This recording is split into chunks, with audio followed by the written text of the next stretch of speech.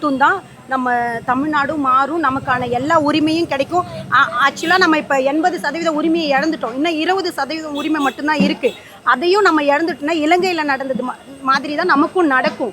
அதனால் அது இழக்கிறதுக்கு முன்னாடி நம்ம இவரை ஓட்டு போட்டு இவரை ஜெயிக்க வச்சு முதலமைச்சராக ஆக்கினா மட்டும்தான் அந்த 20% உரிமையை நம்ம மீட்டெடுக்க முடியும். இல்லைன்னா நம்மளுடைய உரிமையை நம்ம மீட்டெடுக்க முடியாது. பஞ்சம், கொள்ளை, கற்பழிப்பு இந்த மாதிரி நிறைய விஷயங்கள் வந்துட்டுருக்கு. ஆனால் அதுக்கான நீதி எங்கேயுமே கிடைக்கல. தப்பு பண்ணுற ஒருத்தவனா இருக்கிறான்னா தப்பு பண்ணுறவன் தான் இன்றைக்கி சுதந்திரமாக நடமாடிட்டு இருக்கான். இந்த மாதிரி நாட்டுக்காக பேசுகிறவங்க தண்டனை அனுபவிச்சுட்டு இருக்காங்க. இது நிறையா தமிழ்நாட்டில் நடக்குது. நிறையா மாறணும், நிறையா மாற்றம் வரணும்னா அதுக்கு அண்ணா மட்டும்தான் வரணும். கண்டிப்பாக தர முடியாது. 100 இல்லை 500% தரவே முடியாது அவரால். அவரும் அவரை சார்ந்தவங்களுக்கு அரசியல் எது, சினிமா எதுன்னு அந்த புரிதலே கிடையாது. புரிதலே இல்லாதவங்க எப்படி அரசியலில் மாற்றத்தை கொண்டு வரவே முடியாது. நிறைய பேர் சினிமாவில் இருக்கவங்களும் நிறைய சோசியல் சர்வீஸ்லாம் செஞ்சுக்கிட்டு தான் இருக்காங்க. இதனால் மட்டும்தான் ஒரு ரசிகர் கூட்டம் வந்து தான் நான் முதலமைச்சர் ஆவேன்னா அதெல்லாம் சாத்தியமே இல்லாத ஒரு விஷயம். அவங்களுக்கு முதல்ல அரசியல் புரிதலே இல்லை. அவங்க வரவும் முடியாது, அப்படி வந்தாலும் அவங்களால தரவும் முடியாது.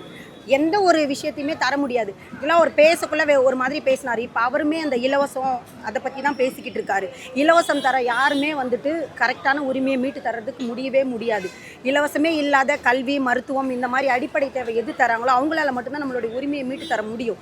கடைசி ஒரு நம்பிக்கை இவர் மட்டும்தான். இந்த கடைசி நம்பிக்கையும் நம்ம இழந்துட்டோன்னா கண்டிப்பாக நம்ம வந்து மிருகங்களோட மோசமாக நடத்தப்படுவோம். இப்பயும் அப்படி தான் நடத்தப்பட்டுட்டு இருக்கோம். இன்னும் மோசமாகவே நடத்தப்படுவோம். இவர் மட்டும்தான் நம்மளுடைய நம்ம இனத்துக்கான கடைசி நம்பிக்கை. ஆல்ரெடி தலைவரை நம்ம இழந்துட்டோம். துரோகம் தான் அதுக்கு எல்லாத்துக்குமே துரோகம் தான் காரணம். துரோகத்தினால தான் நம்ம தலைவரை ஆல்ரெடி இழந்துட்டோம். ஆனால் இவரையும் நம்ம இழந்துட்டோம்னா கண்டிப்பாக நம்ம மிருகம் விட கண்டிப்பாக இவர் ஜெயிப்பார். வெற்றி நிறையவே இருக்குது. ஏன்னா நிறைய பேர் இப்போ உங்களுக்கே தெரியும், நார்மலாகவே ஒரு இன்ஸ்டாவை திறந்தாலே நிறைய பேர் யங் ஜென்ரேஷன் எல்லாமே வந்துட்டு இவருடைய இது மட்டும்தான் நிறைய வருது வீடியோஸு. மற்றபடி சினிமாக்காரங்களையோ இல்லை மற்ற விஷயங்கள் பற்றி வரல. ஏன்னா எல்லா யங் ஜென்ரேஷனுக்கே இருக்கிற நம்பிக்கையெல்லாம் போயிடுச்சு. எல்லாமே பார்க்குறாங்க. இப்போ சோஷியல் மீடியாஸ் நிறைய வந்திருக்கு, நிறைய படித்தவங்கள் ஆகிட்டாங்க. அப்போ வந்து எல்லாமே புரிதல் வந்திருக்கு. அப்போ கண்டிப்பாக இவர் வின் பண்ணுவார்.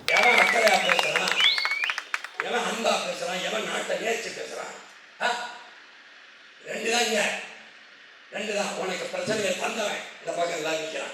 பிரச்சனையை தீர்க்கணும்னு வந்தால் உன் மகன் இந்த பக்கம் நிற்கிறான். நீ எந்த பக்கம் நிற்கப்படாது. தந்தை பக்கமா எந்த பிரச்சனைக்கு நான் உங்களோட நீங்க போராட்ட, எந்த பிரச்சனைக்கு இந்த கட்சியில், எந்த பிரச்சனைக்கு இந்த கட்சியில் உங்களோட போராட்டம் சொல்லுவாங்க. உன் வீட்டை அடிச்சு ஓடி வந்தான். அவனா இடிச்சவன் இடிக்கும் போது ஓடி வந்து பிடிச்சிங்கன்னா என் கையை பிடிச்சி என் கவலை தான் யாருதா. அப்போ மறுபடியும் பிரச்சனை தந்தவனுக்கு அதிகாரத்தை கொடுத்தா அறிவு எதுக்கு இருக்கப்போ? எதுக்கு இருக்கு?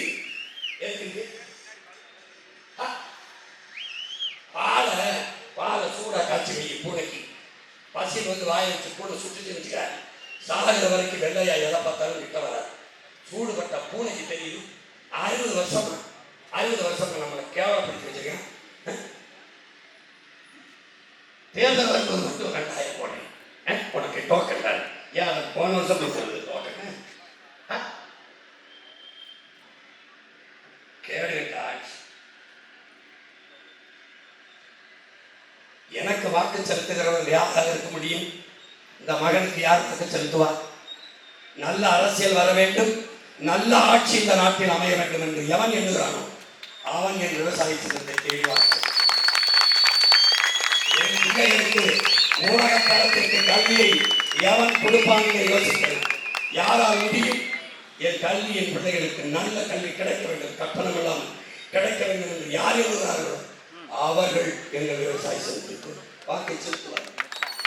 இந்த நாட்டின் முதல் குடிமகன், president of India, prime minister of India, chief minister of Tamil Nadu, state ministers, இவர்களுக்கெல்லாம் என்ன தரத்தில் மருத்துவம் கிடைக்குதோ அந்த மருத்துவம் எங்களுக்கு கிடைக்க வேண்டும் என்று எண்ணுகிறவன் எவனோ அவன் என் விவசாய சங்கத்திலே வாக்கை செலுத்துவான்.